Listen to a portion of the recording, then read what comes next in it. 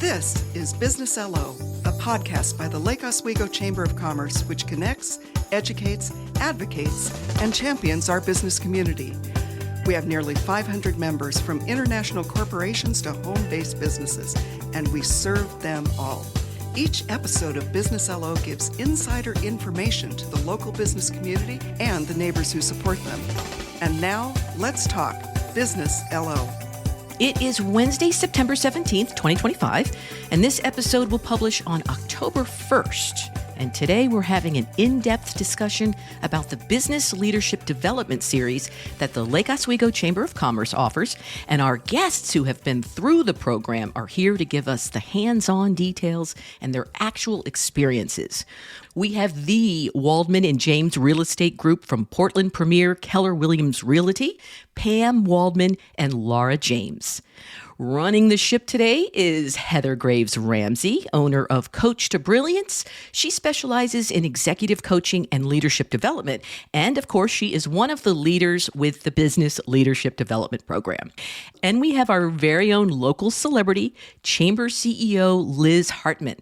She's going to share all the insider information we want with what you need to know in LO. I'm Michelle Odell, and let's talk about BLD. Heather, take it away. So for those of you that don't know, the Business Leadership Program is a program that is different than Leadership LO. It is actually one that focuses a little bit more on organizational leadership and influence. So it's really one that we saw a need for within this community. There's a ton of businesses that would love to send their people or have a program in-house, and they can't necessarily fund that themselves to bring somebody like myself and the other coaches in. So the Chamber of Commerce is offering that as something where people can come together, different industries, different ages, different experiences, all to help people gain their influence. And so it is one that is geared towards people who are maybe managing their own company and or managing others and or managing very strategic relationships. So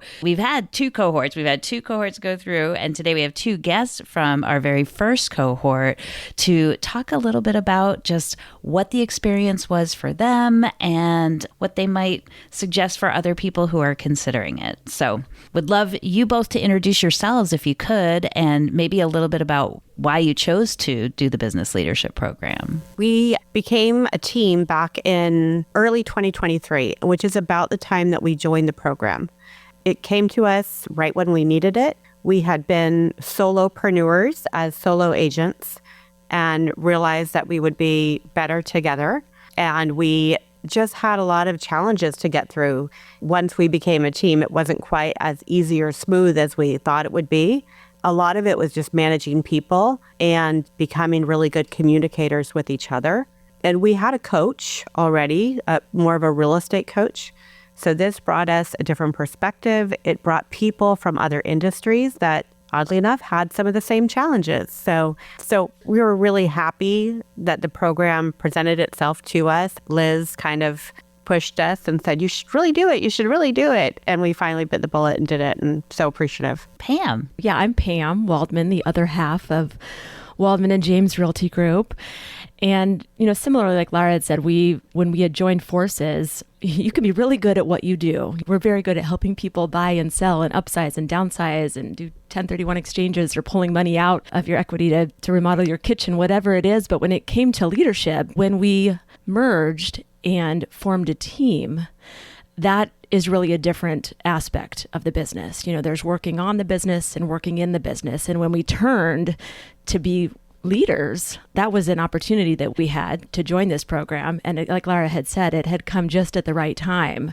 And having that opportunity to really learn from experienced leaders in our community and connect with other professionals in our community, which I think we'll talk about hopefully in a little bit, is the network we formed just with our cohorts that were part of this program. But it was really a way to refine how we showed up for our team, our clients, and our community. And it was a really great program. One of the things that we always try to do is make sure that people are not just learning stuff, but they're actually implementing it. And along the way, you had talked a lot about the things that you're like, oh, we actually went back and used this today. And just for other people to know, the program kind of starts with flashlight on self. How do I want to be as a leader? And then we spend a lot of time on how do I work with others? How do I understand other personality types and how they might need to hear information? How do I have really good conversations with people, not just conversations where I'm pushing my ideas on them, but I'm actually pulling.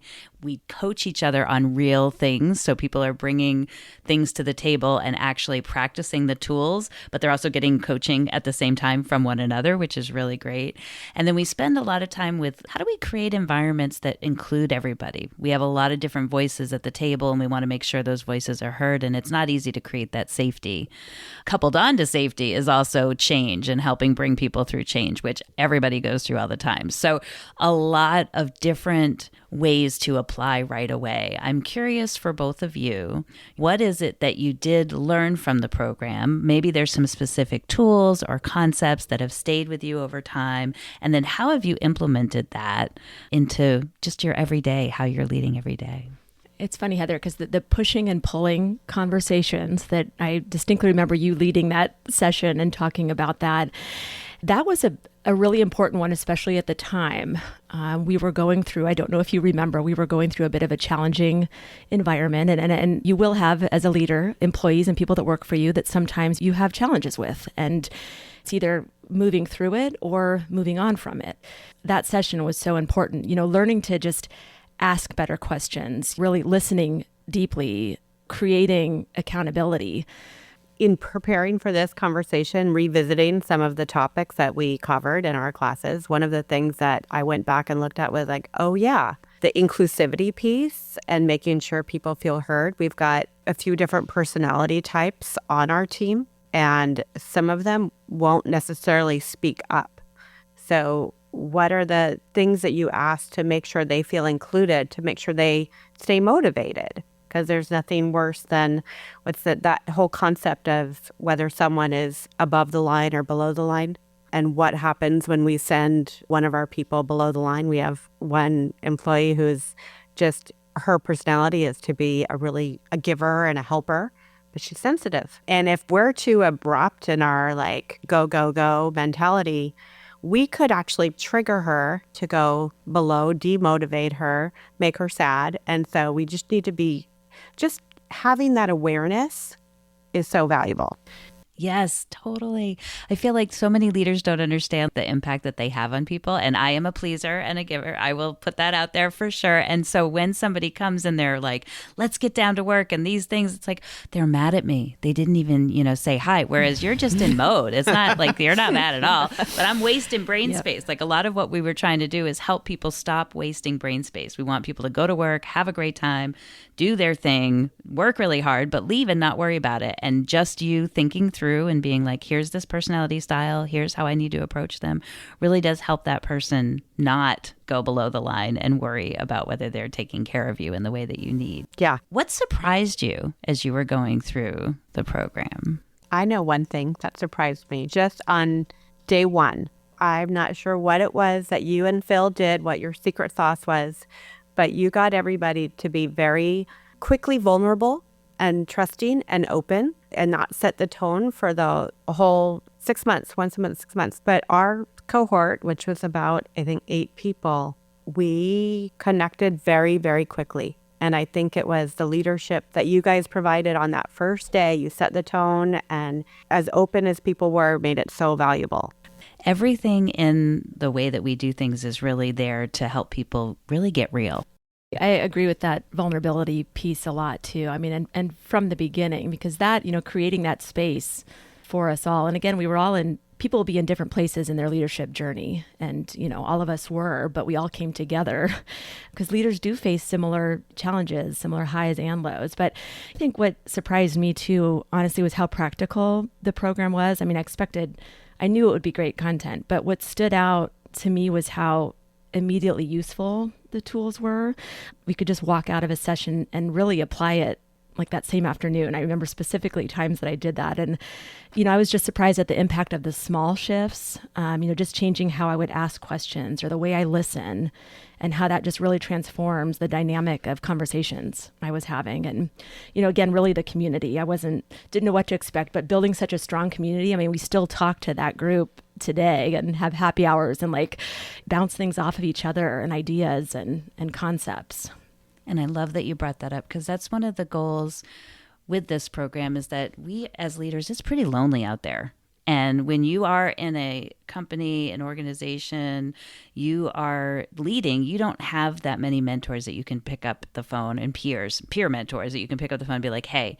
And this program is really geared towards being able to pick up the phone, engage somebody and say, I love the way you ask questions. I love the way you think.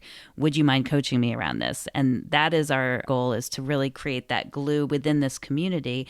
And or when you're out in the community and you see somebody, you really know them. You know who they are as a human and a person. And so there's no way that somebody's not going to buy from you guys or sell their house through you guys, because they know how genuinely awesome you are and how you show up for your clients, because they've been hearing about it, and how you approach your work and each other, right? How you approach each other is important too, along the way. And so I think it's that authenticity, but also that we want a city filled with people who really can count on each other and know each other and reach out in the future. And that's our continued goal with these programs.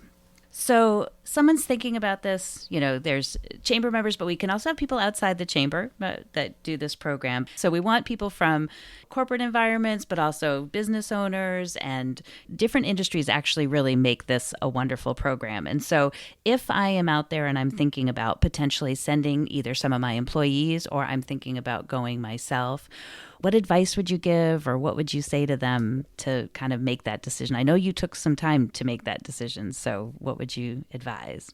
If you're considering it, to just go in, be open, and be ready to be challenged. The more you engage and the more you put into it, the more you'll get out of it. It's one of those. Don't just go in and say, I'm going to take notes. I mean, there's lots of seminars and webinars, things you can do where you're sitting there and I take such good notes.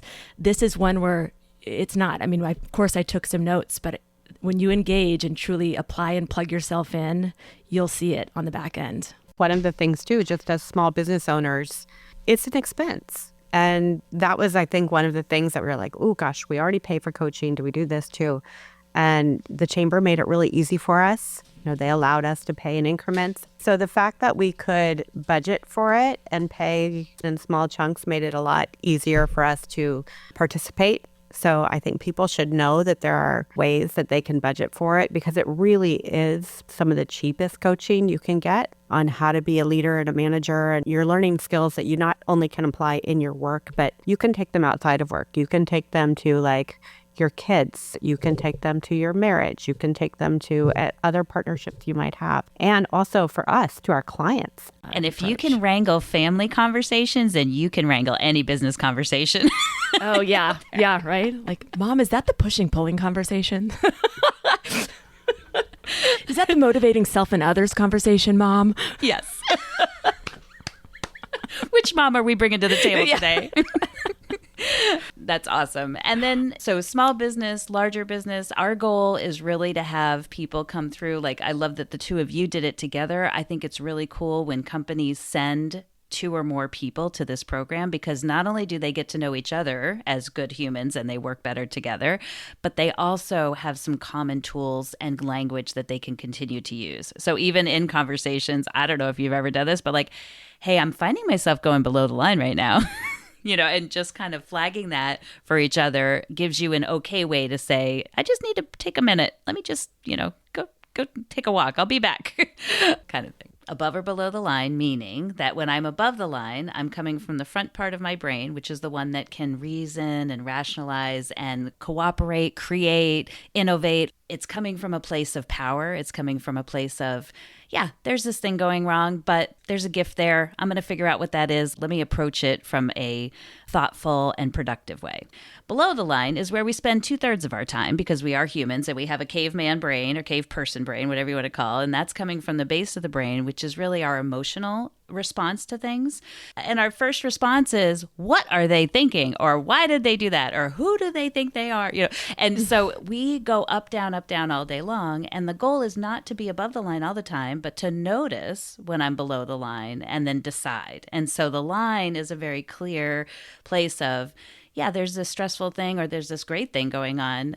Am I approaching it from Debbie Downer, or am I approaching it from blaming other people? Am I approaching it from, we call it a hero, where I'm like, I have to bring everything and do everything myself, versus coming from above the line where it's like, oh, what can we learn? Yeah, we lost that sale.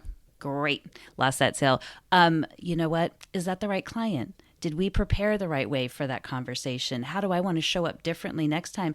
Maybe our marketing materials could be different so it's more clear so that they understand what we could offer. Oh, maybe we didn't ask the right powerful questions. What questions? So coming from a place of more productive of, here's where we are, where do we want to go? So I know there's different components of the program that we had done. So we have, it's 6 months, 1 day a month. And I know that was a big thing for you guys, right? And for a lot of people. Can you help us with a little bit of like why that either was the right way to do it, or that it made it okay to, was it a good use of that time? 1 day a month actually worked well. It would give us the time in between. And again, if you're really implementing it and using the tools like we did, I mean, really taking that session that you learned, being able to implement it and see the times when that's needed, and then it's building on the months before, the cadence was helpful in that way. Because you can think like, well, once a month, I mean, how do you retain or keep 30 days later? But I do feel like it built upon each, it layered. So by the end of it, it all made sense, and you really had time to learn and implement and grow. Some other things that we brought into play, we have a leader come and speak at most of them. We try to find a business leader. Those change up every year. But help me with your experience of some of the people that came in to speak. The ones that I remember the most were Mark Waller and Kabir. Kabir spoke about change management and specifically about the Habitat for Humanity board and what occurred when they took the two different chapters of Habitat and merged them together, and how he helped as a board leader manage the staff through that. That was a quick part of his talk. And then he also talked about his servant leadership with hunger fighters and his work to get hunger fighters going, and, from very much a student-led organization to something now that's become this big, wonderful resource for the less fortunate in our community. So I loved his talk. And also Mark Waller. He's a Rotary member, I believe, and he also talked a lot about servant leadership and networking, and I loved his message. I loved how much he gives back to the community. I felt, Shari Newman was and I've seen her, speak a couple times in different places and out in the community. And she, is not only just a lovely woman and soul, but the heart that she has for her people is amazing. Learning from those leaders that have been there and done that. And are they perfect? Heck no. But they come and they share their stories. We ask them to share something real that, even that they've gone through. So we'll continue to do that. And then another part of the program is the one-on-one coaching. So everybody gets one meeting that they get to work with, because some of the stuff that you bring to the table, you don't necessarily want to bring to the whole cohort. And so you do have an opportunity for that one-on-one session. And so I'm curious what your thoughts are around that and how that added to your experience. I had you, Heather, as my one-on-one coach. And I think you're right. Although it created such a vulnerable space, we had talked about that in the cohort, in the group. From the get-go, we were all open and honest with each other, and that led to just great discussions and a great 6 months. But having that time with you one-on-one where it did get a little deeper, more vulnerable, and having conversations where it was really the heart of maybe me and some either challenges I was facing or some successes I was having or looking to have. And that opened it up differently in a way that, strictly you can get on one-on-ones, but I appreciated that portion of it. Yeah, I had you too. And we had a great conversation. Yeah, I think it's really just having that opportunity to show up. And so if there's anything you would add for people that are considering the programs, they have not only the 6 months, once a month, where they're coming in for a day, they have the cohort, we have different people from the community coming in to speak, but then also this opportunity towards the end with this one-on-one sort of like, where are you now? Where do you want to go after this program kind of thing? Anything else you would add? I just really enjoyed it. I think Pam and I got a lot out of it. We're better leaders, better managers, better realtors because of the program.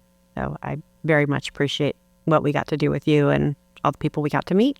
On a broader level, I think the program gave me some framework for guiding people through change, which has been really critical in real estate. There is a lot of, markets shift. There's uncertainty out there. It's helped me become more intentional about how I lead and how I show up every day. Well, I also just want to put in a plug for the community work that the two of you do, the way that you show up for not only the chamber, but the community overall, the foundation, the schools, the everything. Like, you are really embedded here. And to me, that's part of leadership as well. So I just really appreciate that about the two of you. Thank you, Heather. Yeah, Really thank you. great. Thanks, Michelle. Thanks. Well, you're welcome, Pam Waldman, Laura James, Walden and James Realty Group, waldmanandjamesrealtygroup.com. Okay, Liz, let's get your expertise in here and let's talk about what we need to know in LO. Well, if you're listening the first week of October, this is your last chance to get your wine walk tickets. We will be sold out this year, and it will be fabulous with 40 pouring locations and 80 wines to taste. The next thing to put on your calendar is Sunday, October 12th, over at Millennium Park Plaza from 2 to 5 p.m., where we're doing a wellness fair. And we have about 30 local folks who are coming out to tell you a little bit about what can make your life a little bit easier or make your life a little bit healthier. It's a great opportunity to talk to the owners and the managers direct face-to-face. We'll have a little music going, and the fire department's coming out for that hands-only CPR. So we're looking forward to this year's wellness fair. You just heard a little bit about business leadership development. And October is a great month to fill out the application form. It's on the website. Go to lakeoswegochamber.com and then go to our programs. And this is one that you can get into and be ready for January. And if you need a payment program, we will set up a payment program so you can start right in January and plan for 2026. One of the greatest things you can do in October is help us recognize people in the community who should be honored. So our community awards event is in February, but the awards team is working in October and November. So if you have someone you want to nominate for Community Leader of the Year, or for the Bill Korach Leadership Award, or Business of the Year, or Networker of the Year, this is the time to do it. October is the month to make nominations, so put that on your calendar. And we should mention that October is Meals on Wheels month, and our business community gets behind this program every single year. We want to support our Meals on Wheels program because it is surprising how many of our local citizens are served by this program. I want to make a note that it is wonderful that a past president of the Chamber, Heather Graves Ramsey, is chairing the school district bond campaign, but also want to note that we vet these ballot measures. We have a government affairs committee that went through and learned about the bond and what it was doing, and they've done it with the past two bonds. And then they take the recommendation to the Chamber of Commerce Board of Directors. The Board of Directors approved it, and the Chamber of Commerce will have a statement of support in the voters pamphlet. So the Chamber of Commerce takes this seriously. It's not just because our own Heather Graves Ramsey is there that we approve it or that we back it up. We back it up because it's the right thing for our community. Yes, we have a very important bond coming up, and it is the Lake Oswego School District bond. It affects all the schools in the district, and it is one that does not increase taxes. And it is something that's going to be important for your businesses because people move here because of schools and safety, and they have their businesses here because of schools and safety, as well as our fabulous business community. And so we want to keep that going. And so we need you to help spread the word, to have you, your neighbors, everybody vote. It's the only thing on the ballot. If anybody has any questions, I am leading the citizens campaign for that, but also the school district has a ton of information on their website about the specifics of what schools will be getting, but no increase in taxes. You can't go wrong by taking care of your schools and creating safe, resilient, ready for learning places. And I've been learning a ton about these robotics kids who are doing such amazing work and they don't have a space to do it. And so there's that. And then there's two of our oldest schools from the 1940s, as old as my mom, are needing to be replaced. And we need to make sure people are in safe places.